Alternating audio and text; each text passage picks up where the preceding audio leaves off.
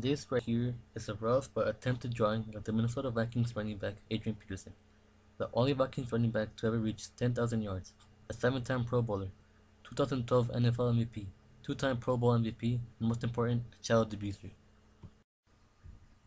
On May 24th of 2014, the Texas Police Department received a report from the child's mother in which Adrian Peterson was being accused of child abuse against his 4-year-old son, which was discovered while the child's mom took him to a visit to the doctor.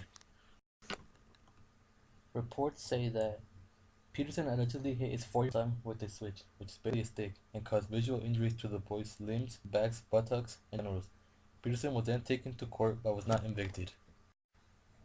Naturally, once the NFL found out about this incident, they proceeded to suspend Peterson from playing indefinitely on November of that year.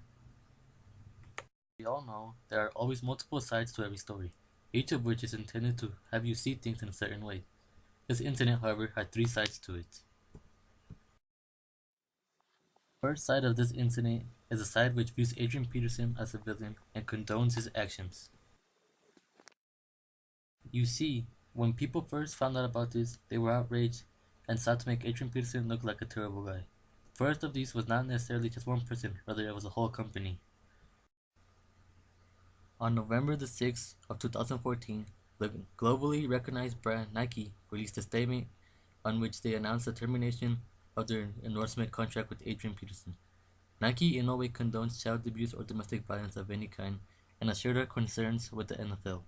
"We have suspended our contract with Peterson," was what they told the public.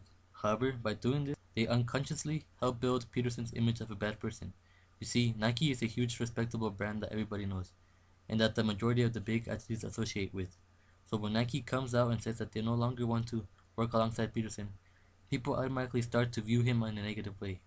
They see that since Nike is a respectable brand, anything that they don't view as a right must not be right, and therefore since Nike doesn't want to associate with Peterson, Peterson is a terrible guy and should be seen as one. Furthermore, Peterson continued to be portrayed as a villain by the media around the country. On November 17 of that same year, Ian O'Connor released an article on ESPN's website which sole purpose was to target Adrian Peterson and make him seem like this terrible person without any remorse of what he had done. In this article, O'Connor uses ethos-based claims in order to reach into the reader's soft side and make them understand why he claims that Peterson is such a horrible person. One part of the article reads the following: Peterson is a 6'1", 215 pound Greek god muscle, the kind of ball carrier who would made every old school linebacker from Dickus Butkus to Jack Lambert to Mike Singletary cover in the leads. If you're a right-minded parent, good luck trying to get the image of Peterson delivering what he called a whooping on his helpless child out of your head. O'Connor was wise about his word choice. By putting the words 6'1", 215 pounds of muscle and whipping, he creates a sense of fear and danger. His word choice helps reach into the reader's mind and picture Adrian Peterson as this horribly huge monster that anybody would be afraid of. One can easily imagine this huge Hulk-looking thing beating his son with no regrets.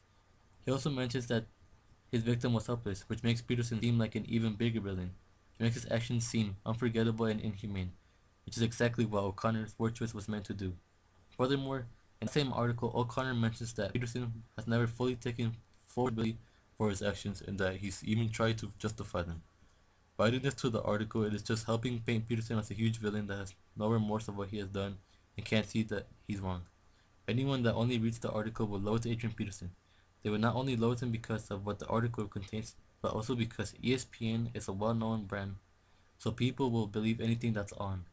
So when they say that someone is a villain, people will say that that someone is in fact a villain. In addition, there were many blogs on the internet that they too sought to make Peterson look like a villain. In a blog called The Backyard Banter, the author uses a logos appeal to try and make Peterson look like a complete villain. What Adrian Peterson did was wrong, very wrong. There was no reason to discipline your child in such a nature that leaves the kind of scary marks from the photos of Peterson's son. None. It doesn't matter how angry they made you or how far they've crossed your directional lines. You do not do that to your child. No child deserves that. Here the author is trying to make it sound like it is never logical to hit your kid with that much strength. By adding the line, "no child deserves that," it is telling that reader that no matter what kid has done, they should not never be hit. Which then shows us that Peterson is a horrible guy for doing the unthinkable, and helps build his image of a bad guy.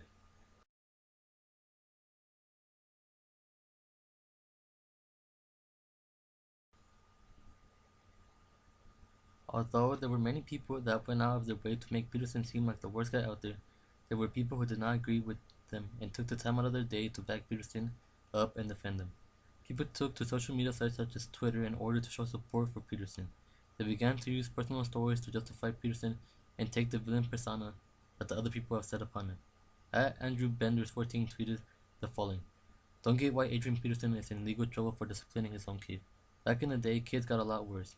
I Am Greatness said the following: So I guess Adrian Peterson beating his son with switch is inhumane. Well, I guess I gotta turn to my parents." At J.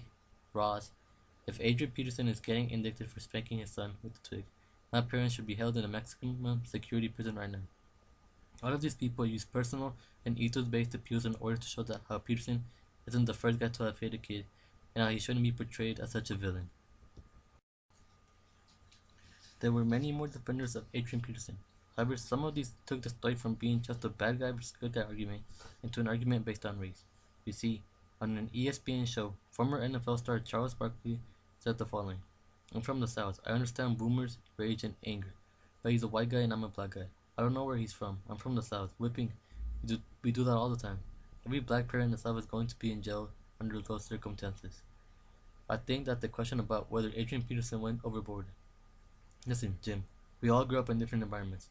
Every black parent in my neighborhood in the South would be in trouble or in jail under those circumstances. By doing this, he has turned the story into something that originally had nothing to do with this. They are straying the course of the story into something that it isn't supposed to be. Yes, they are trying to justify Peterson, but that's not all they've achieved. They now have turned the case about child abuse into a case of racism, which for someone living in the US is a big deal.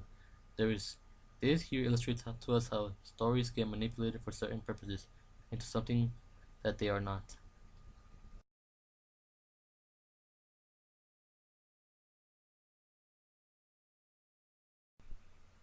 Furthermore, another example in which we see someone turn the story into something that it is not is in the article "Sometimes Spanking is Not Abuse."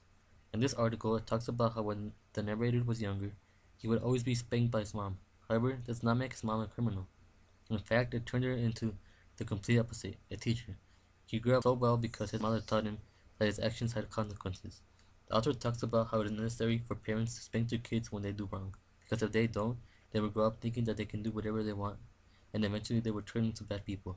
This article is using both ethos and logos to defend Peterson, and to a point justify what he did. However, it is evident that this author has strayed on the path of the story, and has turned it from something about child abuse into something about how it's necessary to punish kids. Finally, the stories will always get manipulated to try and make people see things in a different way. That's why it's necessary to make conscious decisions and to pay close attention to the things around us. People have to be able to spot someone's point of view and what their intentions are.